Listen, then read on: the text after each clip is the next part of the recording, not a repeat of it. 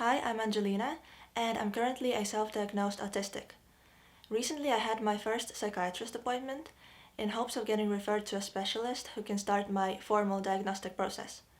And today I'm gonna tell you how it went. Before we get into this video, I just wanna say I've noticed that even just the word psychiatrist can cause pretty strong feelings and reactions in people. And I feel like that's because there's still a big stigma around this topic and mental health in general. But really, a psychiatrist is just like any other doctor. That's how I see it, and that's how it should be. If someone needs to see a psychiatrist for whatever reason, then they shouldn't be ashamed to do so. But I can definitely understand that it can be really scary to make that first step. I happen to need a psychiatrist as a starting point in my formal autism diagnosis journey. It's also important to note that self-diagnosis is valid, and you shouldn't need a formal one, but it is what feels right for me. For context, I live in Finland, so this whole journey will obviously look a little different for me compared to those of you who live in the UK or US or anywhere else in the world. But I feel like this information might still be useful if you're also going through the same journey. This video will be divided into sections: how I prepared for the appointment, what was the appointment like, and my thoughts about it.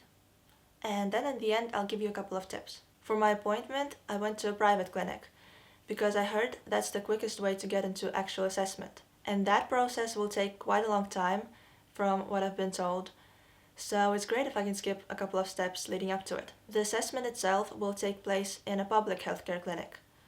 Private assessment is not even an option where I live. I was able to choose the psychiatrist that I had an appointment with. Definitely do that if you can. I chose a female psychiatrist who is apparently very experienced. And in her bio it said that you can come to the appointment with your support person. And that really sold it for me. And I went with my mom. The way I prepared was I went through my experiences, once again, on my own and with my mom, and I wrote everything down on my phone so I wouldn't forget anything important. I also took a few autism screening tests that I found on the Finnish autism website, and I had them in a folder with me. The appointment itself went better and smoother than I expected. Once I started talking, all the nerves disappeared, and I felt quite calm throughout the whole thing. I think it was the combination of being very well prepared, having my mom with me, and just the atmosphere in there. And the room was pretty nice too. There were 2 couches. I chose the one that was closer to the psychiatrist, and she was diagonally on my right. And her chair was a bit further away from me, which was nice too.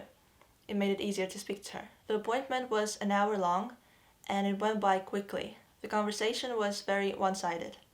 It was mostly me and my mom talking. The psychiatrist didn't really ask any questions, but maybe everything we told her was so comprehensive that she didn't have to. And at least I didn't feel like I was being rushed at all, or interrupted, which was good. When we were done talking, we only had like 10 minutes left, and it all happened very quickly.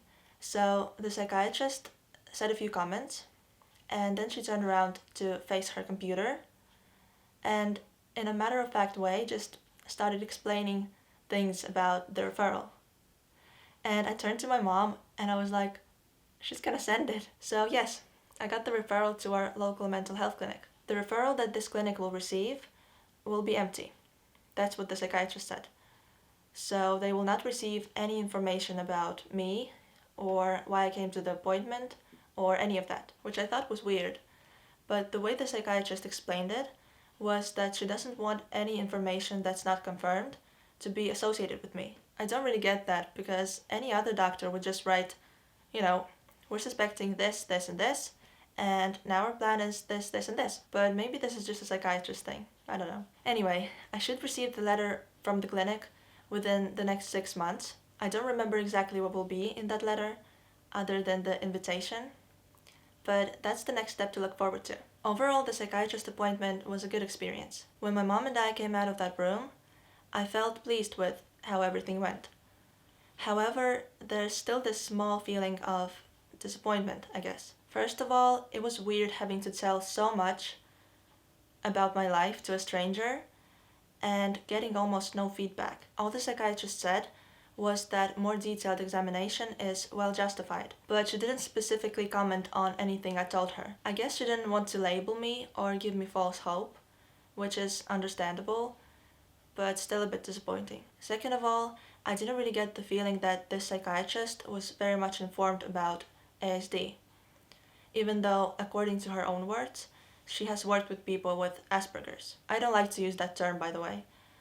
It's outdated, and that's what I told her too, actually. And she was like, yeah, but in a spectrum there's different types, so where would you fall on the spectrum?